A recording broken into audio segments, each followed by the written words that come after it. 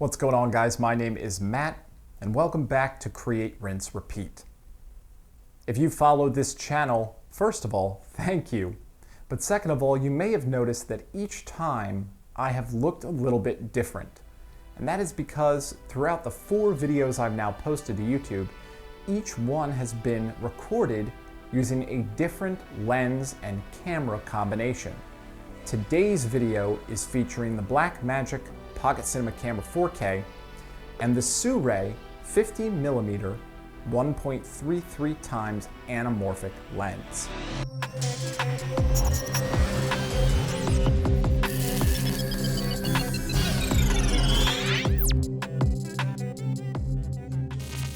So anamorphic has a lot of really interesting uses. Aside from that classic cinematic look, shooting with anamorphic also provides a host of other benefits. Probably the most popular one is that blue flaring. Whenever you shine a hard light source directly into the lens, you get this very blue line that goes almost through the entire image. Now, one thing that I've heard that Suray has done with their subsequent 35mm and now 24mm is they have adjusted how intense that flaring is. For my taste, I have found that it is a little aggressive. Usually with flares, I mean, they're not really subtle in nature, but the line, the thickness of the line of the flare is a little too heavy for my taste. However, it's very easy to contrast that. All I did was put a 4-stop neutral density filter over the front of the lens, and it vastly reduced the blue flaring to the point that it was there but barely noticeable, which for me is perfect and exactly what I was looking for. The other great thing is you can put lenses and filters on these. They're not traditional anamorphics where you need a matte box and whole rig system in order to kit it out as far as adding lens filters, protectors, UVs, IR cuts, NDs. With this, it still has a 67mm filter thread. So all of my filters work, which is amazing. And the ones that don't, I can easily adapt using step-up rings. By the way, you've probably heard this before, but it's something I had to learn the hard way. If you have a lot of different lenses at different filter thread sizes, just buy one ND filter for the largest thread size that you have.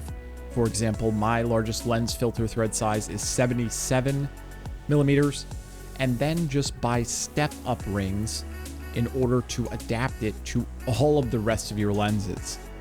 I was buying 49mm ND filters and UV filters and polarizers. I was buying them for 67.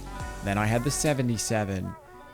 It's exhausting and it's needlessly expensive and can easily be eliminated by using very cheap step-up rings. They're $1 or $2 online or in most camera stores.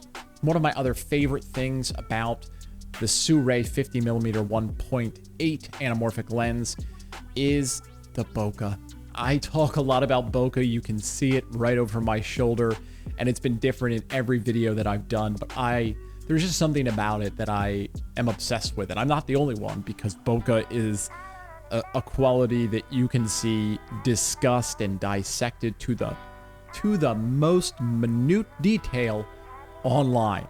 There are entire threads, pages, and websites dedicated to the way lenses render out of focus lights in the background. But anamorphics are special in that they have a very unique shape. They make it very oval and kind of stretched. Now, because this is a 1.33x anamorphic, it is not a 2x anamorphic, you're not going to have as drastic of an oval bokeh as you would if you were using a traditional 2x anamorphic lens. But in my testing, it does have a very distinct look. Overall, I know there are a million reviews out there on Suray and these anamorphic lenses, but I'm making another one because I truly believe that it is just that big of a deal. It is that revolutionary for this industry. When you look at anamorphic lenses and the fact that they cost $20,000 to $60,000, and now you can get them for between $500 and $700, it's beyond comprehension. So Suray, great job. Keep it up.